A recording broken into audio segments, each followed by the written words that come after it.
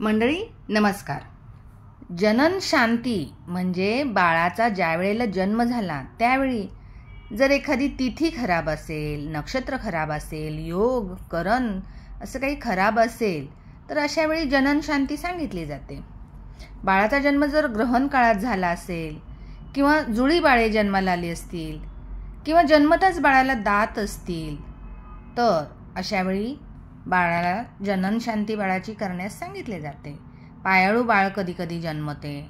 बाळाचा जन्म गंड योगामध्ये होतो किंवा अतिगंड योगामध्ये झाला तर अशा वेळ बाळांच्या भवितव्यासाठी आणि पुढील आयुष्यात त्याला विनात्रास कटकटींशिवाय सफलता मिळावी यासाठी जनन शांती करण्यास सांगितले जाते. तसेच जन्मताच कुंडलीत कालसर्पदोष असेल तर त्यासाठी सुद्धा शांती करण्यास विद्वान ब्राह्मण ज्योतिषांकडून सल्ला दिला जातो. मग बाळाचा जन्म जर अमावस्येला झाला असेल तर पितर किंवा सूर्य चंद्र यांचा आशीर्वाद बाळाला मिळावा त्यासाठी शांती सांगितली जाते. कृष्ण चतुर्दशीला जर या तिथीला जर जन्म झाला बाळाचा तर त्यासाठी रुद्र अग्नी ह्या देवतांची पूजा करून शांती केली जाते. क्षय तिथीला म्हणजेच तिथी जर संपत आली असेल आणि दुसऱ्या तिथीचा उदय व्हायच्या आधी म्हणजे ही तिथी एका पहिल्या तिथीचा क्षय होत असतानाच बाळाचा जन्म झाला तर त्याच्यासाठी सुद्धा शांती सांगितली जाते.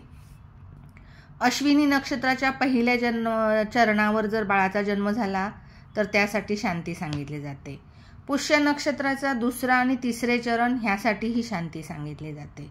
अश्लेषा नक्षत्राची शांती सांगितली जाते. मग हा नक्षत्राचे पहिले चरण तसेच तिन्ही उत्तरा नक्षत्र आहेत त्यांचे पहिले चरण याची शांती सांगितली जाते. चित्रा नक्षत्र याचे दुसरे चरण त्यासाठी शांती करावी लागते. विशाखा नक्षत्राचे पहिले चरण आणि ज्येष्ठा नक्षत्राची शांती पूर्ण नक्षत्राची शांती करावी लागते. मूळ नक्षत्राची शांती करावी लागते. पूर्वाषाढा नक्षत्राचे तिसरे चरण यासाठी शांती करावी लागते. रेवती नक्षत्र याचे चौथे चरण यावेळेस जर बाळाचा जन्म झाला तर त्यासाठी शांती करावी लागते. वैधृती योग आणि व्यतिपात योग यासाठी शांती सांगितली जाते. भद्रा म्हणजेच विष्टीकरण ह्यासाठी शांती सांगितली जाते. तसेच बाळाचा जन्म जर ग्रहण काळात झाला असेल तर त्यासाठी शांती करावी लागते. आणि जुळी बाळं जन्माला आली तरी त्यांची शांती करायला लागते. किंवा बाळ सदंत म्हणजे बाळाचा जन्म दात असताना झाला असेल तर त्यासाठीही शांती सांगितली जाते. गंडयोग अतिगंडयोग याची शांती केली जाते, शांतीसाठी सांगितले जाते. आणि बाळाचा जन्म जर पायाळू झाला तर त्यासाठीही शांती सांगितली जाते.